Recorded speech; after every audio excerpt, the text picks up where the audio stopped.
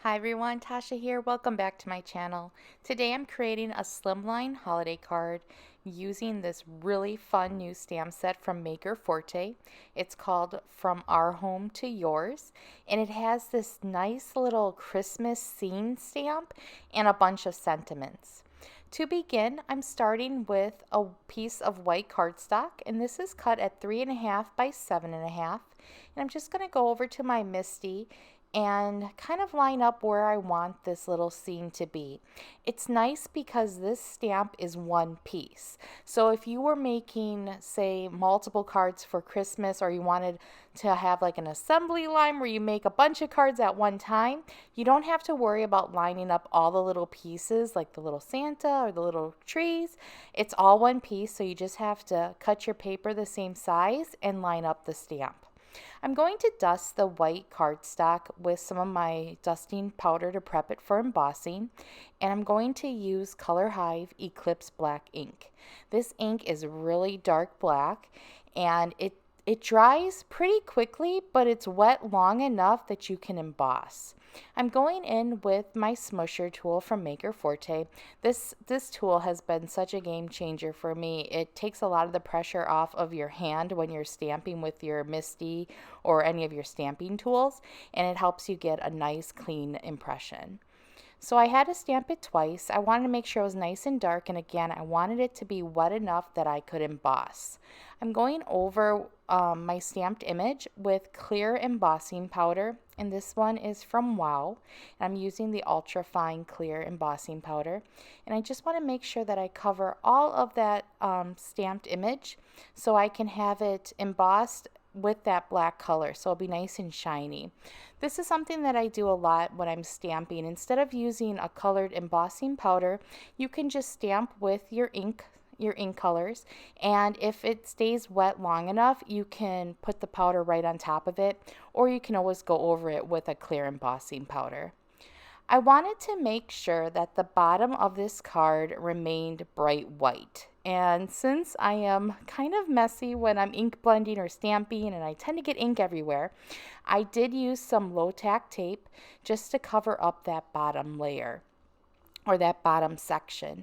I'm going to go in with some tumbled glass distress oxide ink, and I just went over it lightly, and I'm going to top it with some shaded lilac. These two colors are really pretty together. They blend great, and they make a really nice sky color.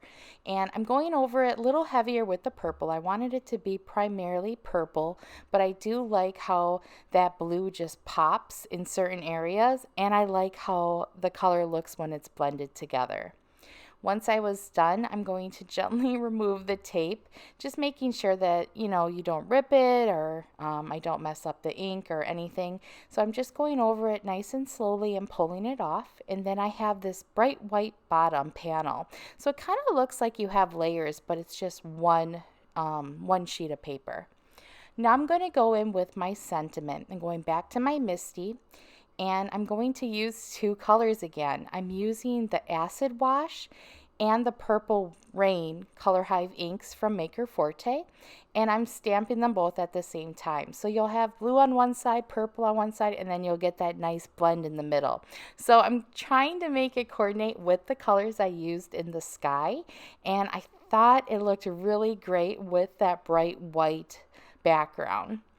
So now I'm just going to quickly assemble my card. I have a piece of pattern paper, and this pattern paper is from the Art Deco collection. I'll have it linked in the description box below.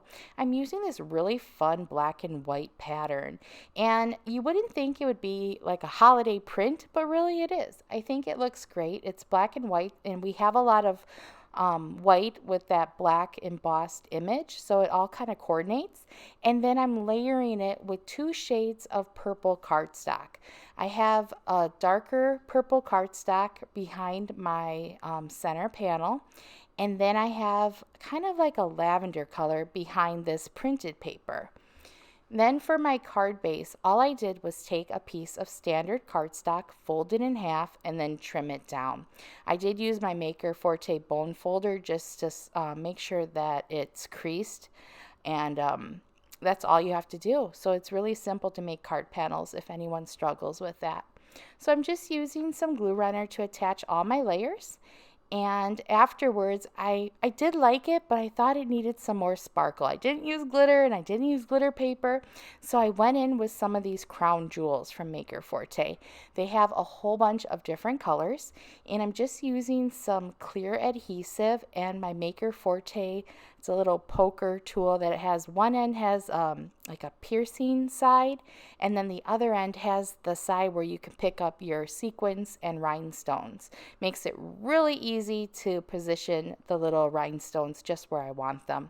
So I thought just a couple of them randomly placed along that night sky would be a perfect finishing touch, and I love the way they look. Thank you for stopping by today. Subscribe if you haven't already, and I hope you have a great day.